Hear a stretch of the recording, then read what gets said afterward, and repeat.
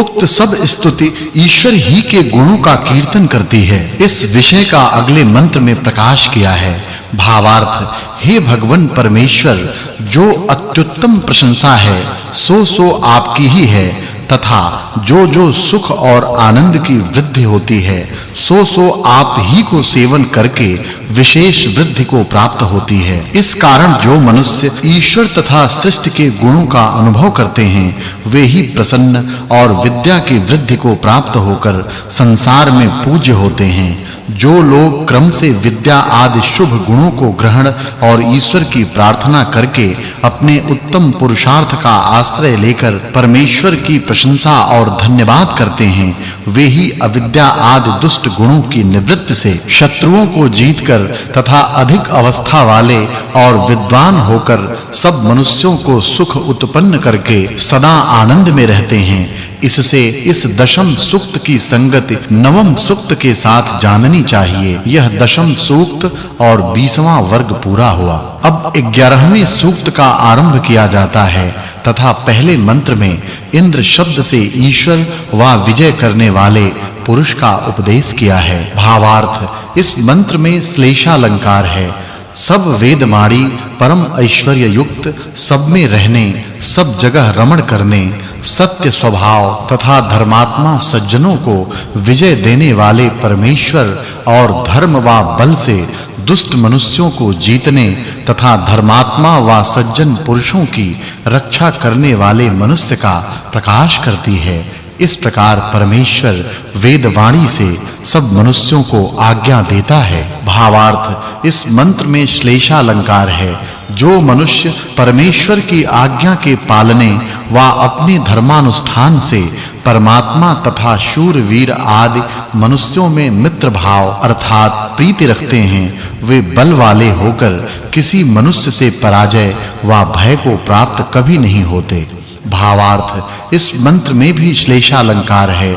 जैसे ईश्वर व राजा की तरह संसार में दान और रक्षा निश्चल न्याययुक्त होती है वैसे अन्य मनुष्यों को भी प्रजा के बीच में विद्या और निर्भयता का निरंतर विस्तार करना चाहिए।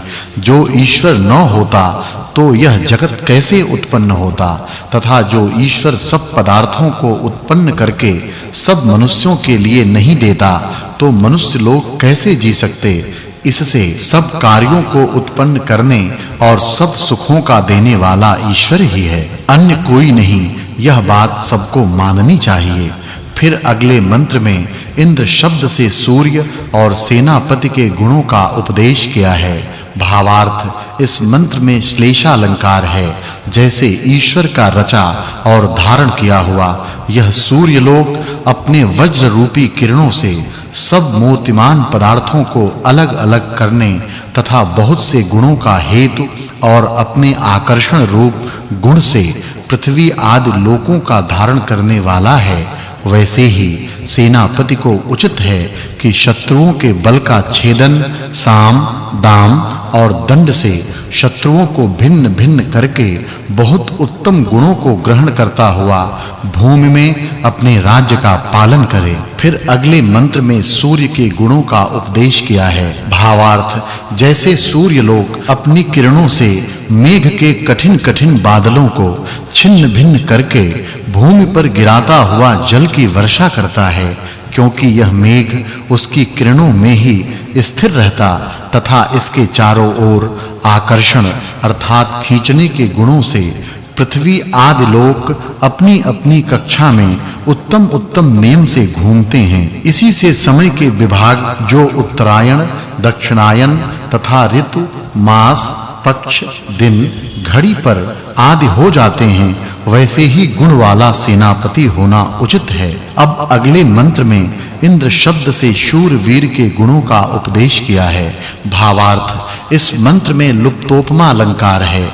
ईश्वर सब मनुष्यों को आज्ञा देता है कि जैसे मनुष्यों को धार्मिक प्रशंसनीय सभाध्यक्ष व सेनापति मनुष्यों के अभय दान से निर्भयता को प्राप्त होकर जैसे समुद्र के गुणों को जानते हैं वैसे ही उक्त पुरुष के आश्रय से अच्छी प्रकार जानकर उनको प्रसिद्ध करना चाहिए। तथा दुखों के निवारण से सब सुखों के लिए परस्पर विचार भी करना चाहिए। फिर अगले मंत्र में सूर्य के गुणों का उपदेश किया है।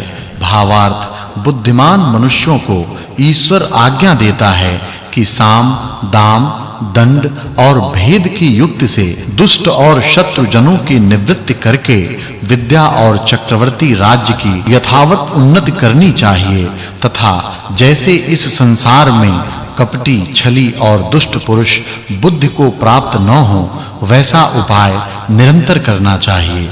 अगले मंत्र में ईश्वर के गुणों का उपदेश किया है।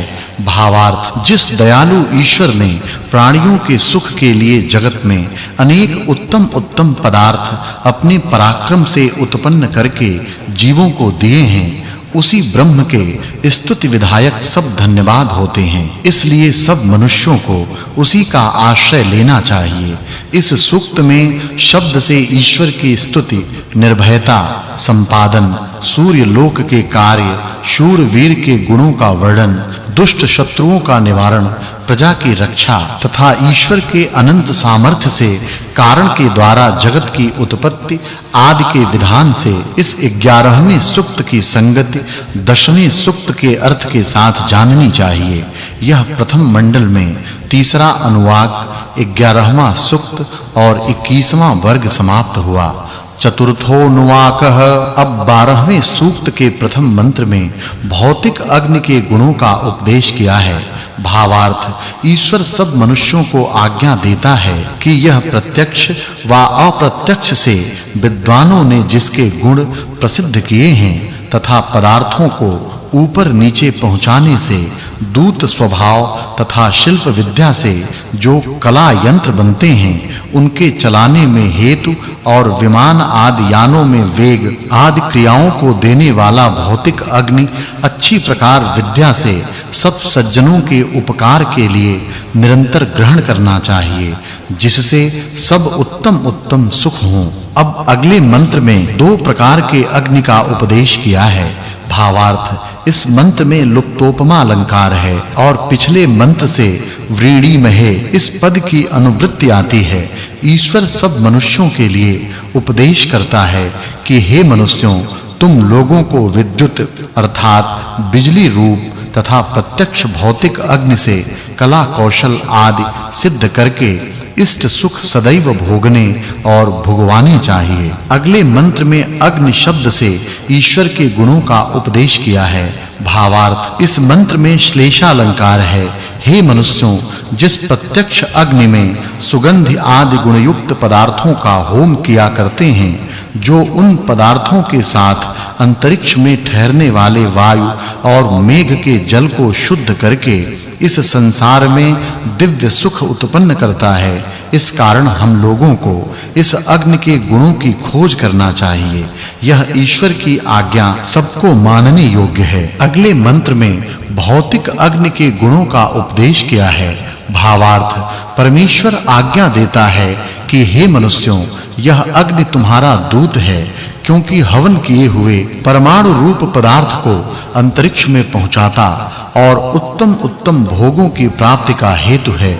इससे सब मनुष्यों को अग्नि के जो प्रसिद्ध गुण हैं उनको संसार में अपने कार्यों की सिद्धि के लिए अवश्य प्रकाशित करना चाहिए। उक्त अग्नि फिर भी क्या करता है सो अगले मंत्र में प्रकाशित किया है।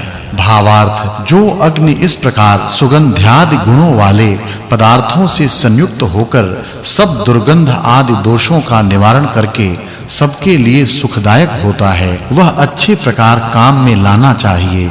ईश्वर का यह वचन सब मनुष्यों को मानना उचित है। वह अग्नि कैसे प्रकाशित होता और किस प्रकार का है सो अगले मंत्र में उपदेश किया है। भावार्थ जो यह सब पदार्थों में मिला हुआ